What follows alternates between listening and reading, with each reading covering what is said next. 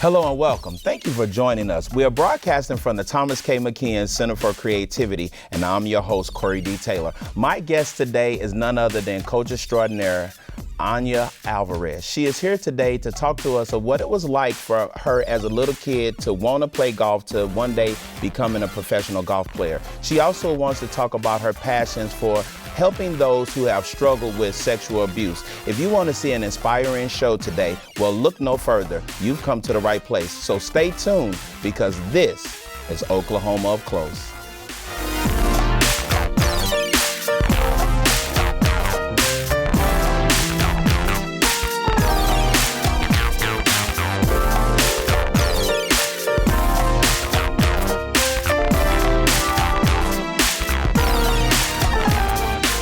Welcome back, and we're here with Coach Anya Alvarez, golf extraordinaire. How are you? I'm doing well. I'm happy to be here. Oh, wow. Well, I'm glad that you're here, too. I know it was kind of weird because usually when I try to get guests on the show, I will reach them by any means necessary. And in this case, it was through Instagram. I saw all of the wonderful things you were doing, and I'm so glad you're here because today we get a chance to talk about some of those wonderful things and to get to expose those to our viewers. And so, first of all, like, how long have you been playing golf? I've been playing golf a majority of my life. I'm 26, so about 21 years now. So 21 years? Wow. So if I understand correctly, your dad got you started in the sport. Yes, I started playing as soon as he could put a club in my hand. I had plastic clubs when I was a little toddler. And then there's pictures of me walking down the steps with my golf bag, and the golf bag's bigger than me. So I've been around the game my entire life. Now, what was that like growing up around golf? Because you know, no offense, but it was at one time male-dominated sport, which is typically still like that. But you were a young girl. Now, I hear the stories about Tiger Woods and his dad. You see the pictures of Tiger Woods, and his dad got him doing the same thing. But here it is, you're the girl version, and you're one. So what was that like growing up, like playing golf around all of these grown men? Well, first, I'm one of 4 girls. I'm the youngest. And my dad said he cried when I was born because I was his last shot at a boy. So I was the tomboy in the family growing up. I played a lot of different sports. I played tennis, soccer, basketball. But I really stuck with golf because I think it gave me a lot of time with my dad on the course, and I really appreciated that time and valued it at a young age even. But I just never really thought of it as any different as me being a girl versus playing with the guys, because my dad always invited me to play with him and his friends even when I was like 8 or 9 years old. He wanted me to feel like I belonged there. So for me, I always felt like I was supposed to be there and that there was no question that I deserved to play on the course with the guys. Wow. So wait a minute. So that took a lot of patience on your dad's part, because here it is at 8, you don't have a perfected swing. Your long game probably is horrible. And so he let you get into the rotation with the grown men? He encouraged it. And actually, when I was 11 years old, I broke 40 from the first time from the men's tees.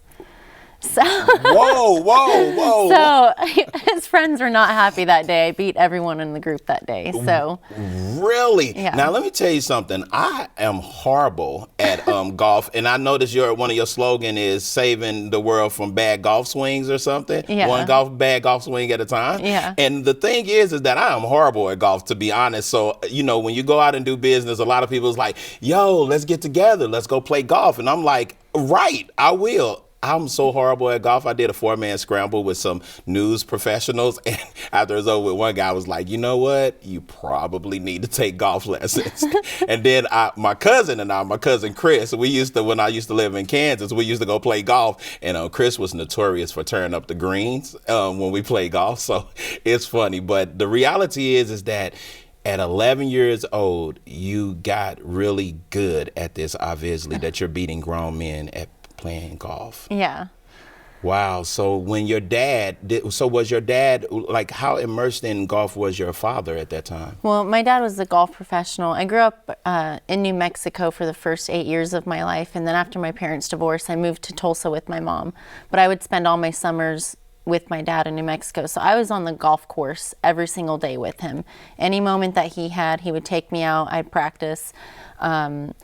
when I was younger, before I moved to Oklahoma, there's a picture of me where I had shoveled some snow out of the way, and I'm in my puffy jacket and my snow pants, and I'm trying to swing at golf balls in the snow because I was obsessed. Like, I just wanted to play golf. That's all I cared about. And so your dad being a golf professional, so was he like in the PGA or when you say a golf professional? He's a teaching professional and like a director of golf. Okay. So it's a little bit different than a playing professional. Okay. Or I should say it's a lot different. Yeah, so explain that for our viewers, because some of them may have golf need golf for idiots or something like me.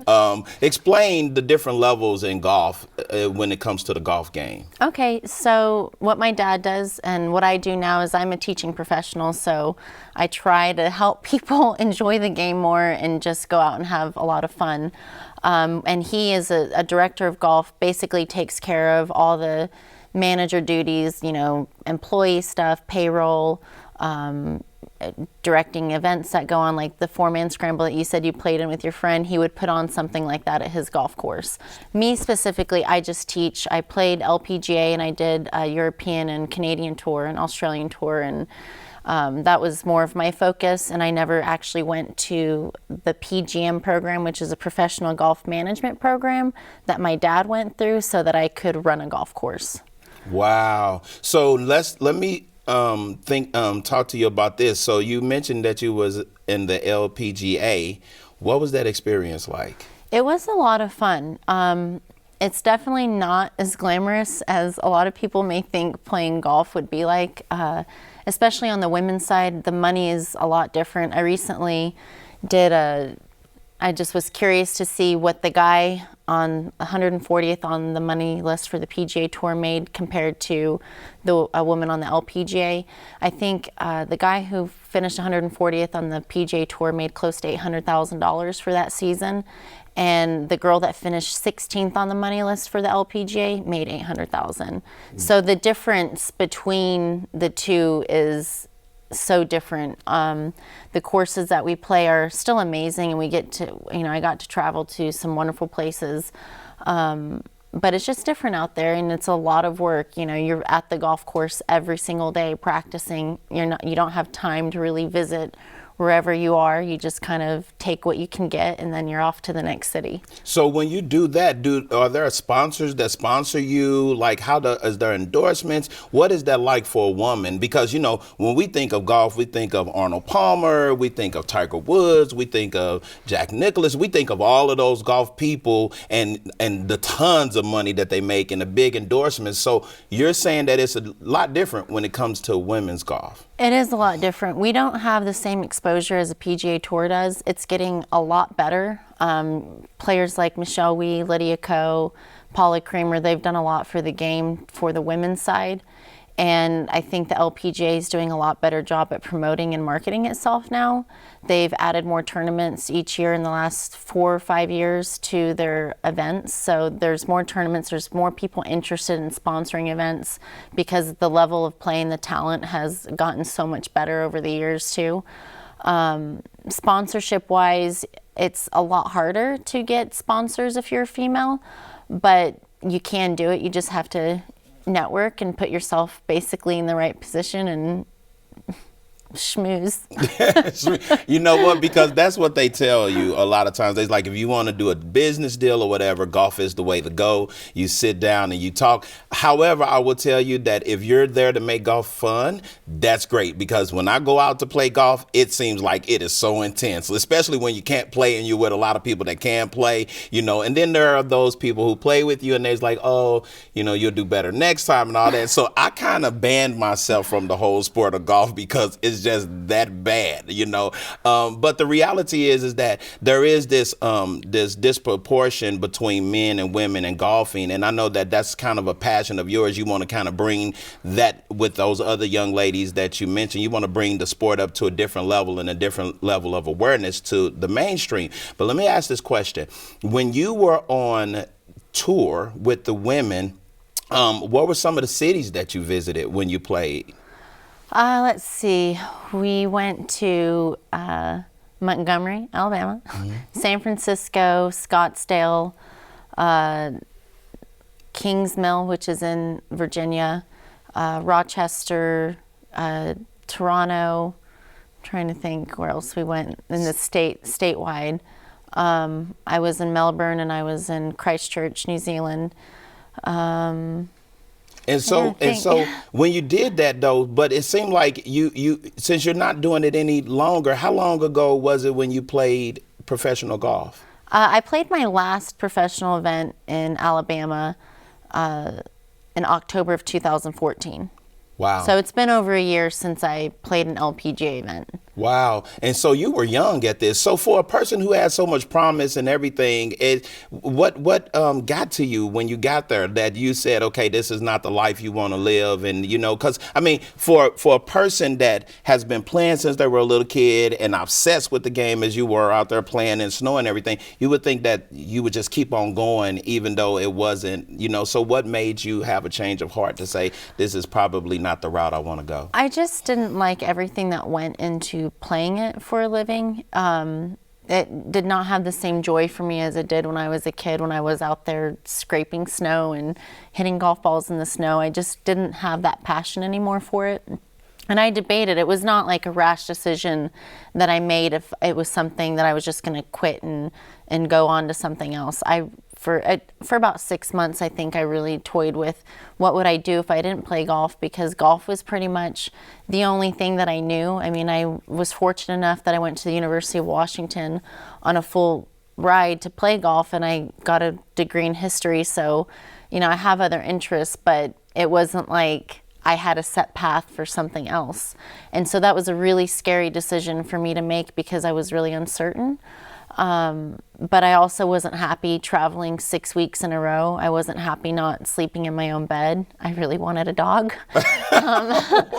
Just like the basic things that you kind of miss out on when you're traveling a lot. And I knew that I could do something more if I was happy, and that I could make a greater impact on the sport if I was happier with what I was doing. Now, this is what is amazing to hear, and that's what part of the thing that drew me to you, because when I was doing research on you, here it is, you were young, you've been a golf person, you fulfilled your dreams, you made it to the high level of playing professional golf, but then you say you were not happy in that type of lifestyle. And you know, that's different, because a lot of people, like when they want to be an athlete growing up, it's like the brass ring is being a professional. And once I get there, I'm going to be excited and I'm going to be happy. But you're saying it was totally the opposite for you. So when you did finally get to the point where you made that decision that this is not what I'm going to do, how hard was it then at that point to, like, was your dad disappointed? Were there others like, why are you stopping right now? Like, you're just getting ready to do this thing. Right. I mean, what was the sentiments of everybody around you? I mean, my parents they tried to make me make sure that I was really committed to this decision and that it was what I wanted to do, but they were really supportive. My older sister, Paola, she played college golf, and she toyed with the idea of turning professional, and then she decided to go to law school instead. And my dad was 100% supportive of that. You know, I think most parents, they just want their children to be happy, and they knew I wasn't happy. And it wasn't like I didn't give it my best when I was out there. I was 100% committed to what I was doing. So they were just like, you know, whatever support you need, we'll give it to you. And we just want to make sure that you feel like you're making the right decision for yourself and not for other reasons.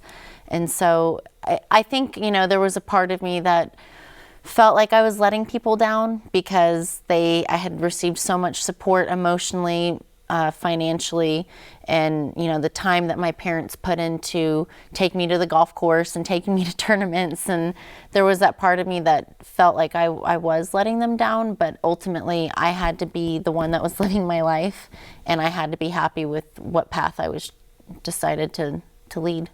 That's a lot of wisdom from somebody that's your age, because again, people think when they make it to the to the pinnacle of professional sports, that those people are typically happy. And I've had some friends that have played professional football and other sports, and that was the same thing that they said to me. They said, when I was younger and I played sports, it was enjoyable. Even when I was in college, it was fun, and I wanted to get to that next level to play professional sports. But then I oftentimes found when they got there, they did not anticipate all of the different difference of the lifestyle. And and my friend used to tell me that used to play professional football. He used to say, "I'm going to work today," and I was like, "Dude, you're not working. You play professional football. That's not work." He said, "You don't understand." He said, "You just see the interviews, you just see the glamour." He said, "You don't know all of what goes in behind the scenes in professional sports." So I'm hearing the same thing for you. So when you did that, I get this sense that what type, if I don't want to know the dollar amount, but you said that there was a difference between male and female in making money in golf. So were you making enough money to support yourself in this professional arena? I was, and thankfully I had sponsors that covered all my expenses, including travel, caddies, tournament entry fees. And I was very fortunate because not a lot of women get that financial support or are able to find those sponsors. So the money that I made, I was able to keep. Wow. But it wasn't like I was driving around in a Maserati. Do you see a lot of women doing that? Driving No, around? I don't. You see the men probably. Yeah. They're like, "Yeah, baby, I won. I got that big purse for the thing." So that led you to other passions now. So what are some of the things that you're passionate about that you're doing now? Well, when I originally stopped playing, I got a job at the state capitol. And I was a reporter. I thought, well, I'll put this history degree to use. So I was reporting on what was going on in state legislation. I hated it because I went from being outside all the time and making my own schedule to reporting on these really terrible people. I'm just kidding. But to being stuck in a cubicle, basically, right. And 8-9 hours a day. And I'm like, this is not me. I didn't feel like me. So I decided to start coaching again, and I started doing some volunteer coaching for some high schools in the Oklahoma City area.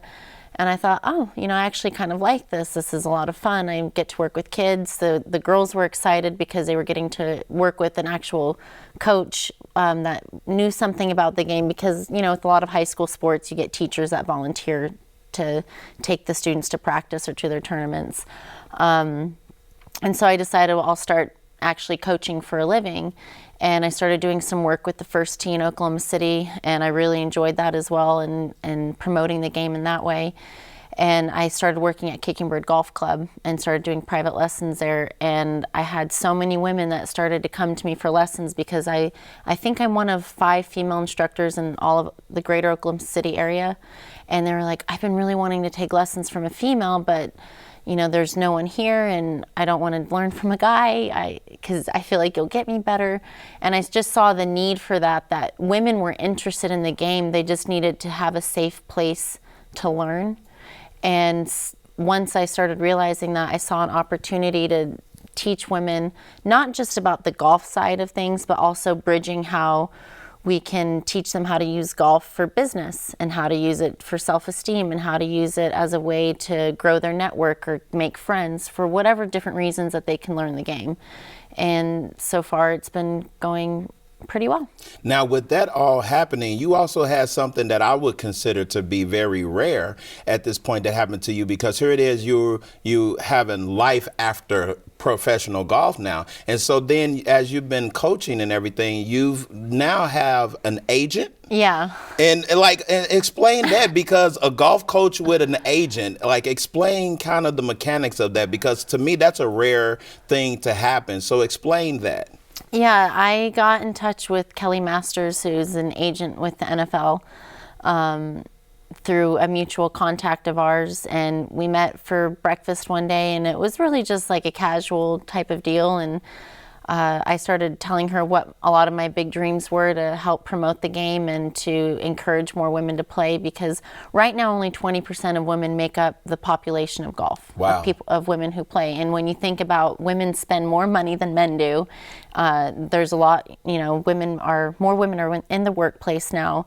They should be playing golf. It should be a sport that they are at least attempting to learn. And if they don't like it, that's great, but at least give it a shot.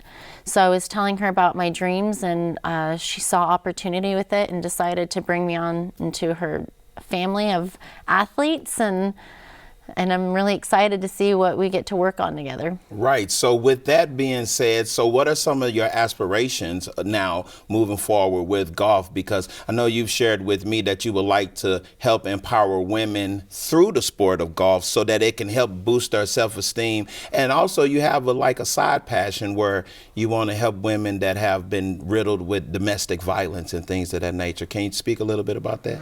Yeah, so for about 10 years now, I've been doing public speaking on sexual abuse. I was sexually abused growing up and was raped when I was in high school. And I felt like it was important to use my voice to help people talk about it so that they didn't feel ashamed about things that had happened to them that wasn't their fault. There's an organization that I've worked closely with in Boca Raton, Florida called KidSafe Foundation. And what they do is they provide curriculum to parents and teachers and to children on how to prevent sexual violence, because we believe that it can be prevented if talked about. Instead of dealing with the side effects of it happening afterward, why not teach children how to talk to an adult if something is happening or if they feel unsafe with someone? Wow. So I want to commend you, first of all, because there are so many young ladies that go through, sexual abuse when they're young, and as well as some have had that experience where they have been like raped and things of that nature. We had a award-winning producer, executive producer on the show, and they did a documentary on rapes that happen on college campuses and things of that nature. But it's still like a taboo type subject and things of that nature. So I want to commend you on that. So when you are getting ready you've been doing this public speaking and things of that nature, is that part of your passion of tying golf together? How do you plan to accomplish that? Well, recently I went to a charity event in Chicago, and they asked, it was specifically to raise money for a sexual abuse center just outside of Chicago, and it was a golf outing.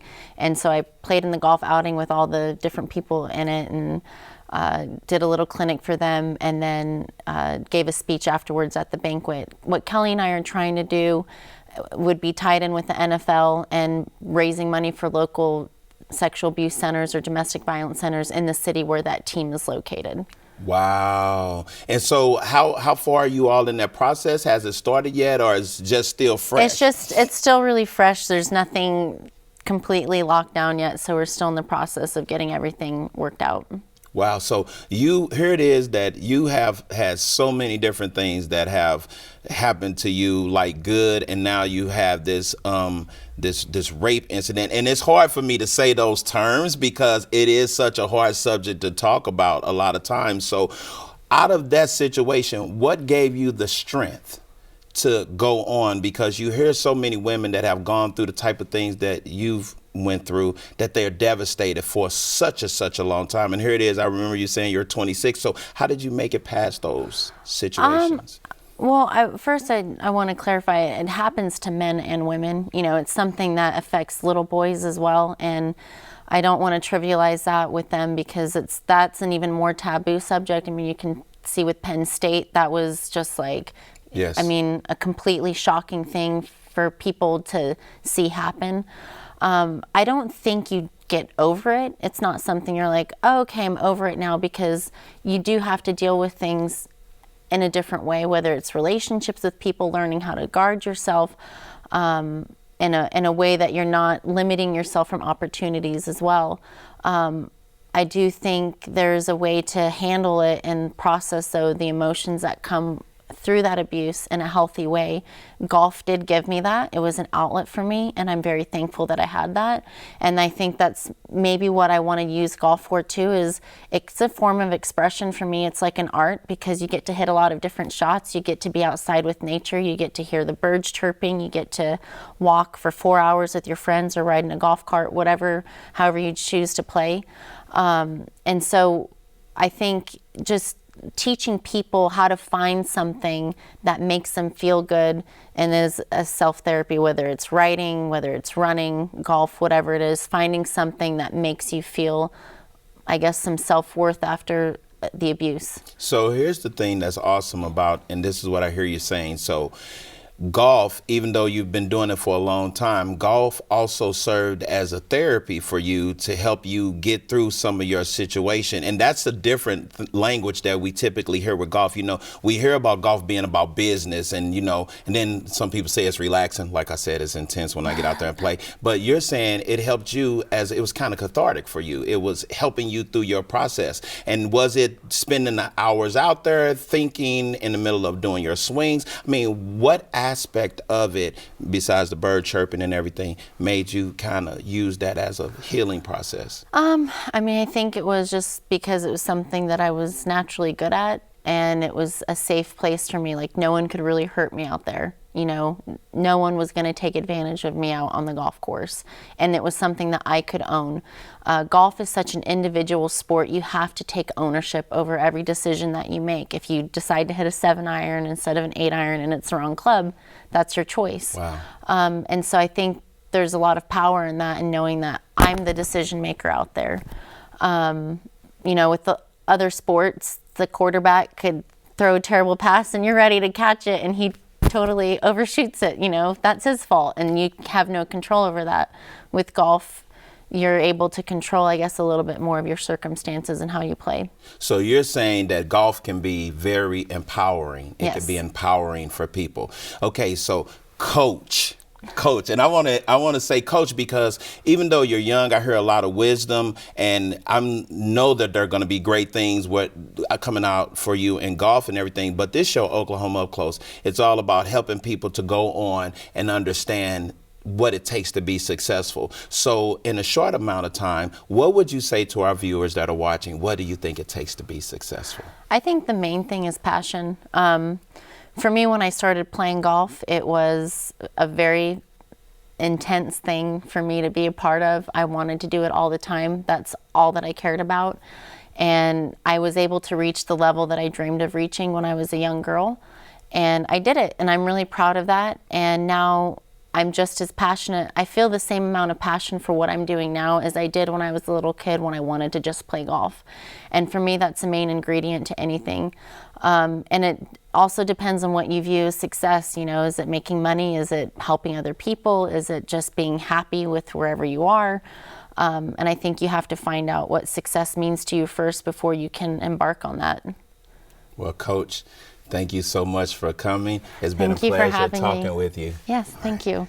I hope you've enjoyed our show today. I would like to thank our guest, Coach Anya Alverez, for joining us. Think about this. Change is inevitable, but your attitude towards that change, it is always optional. Until next time, keep looking forward.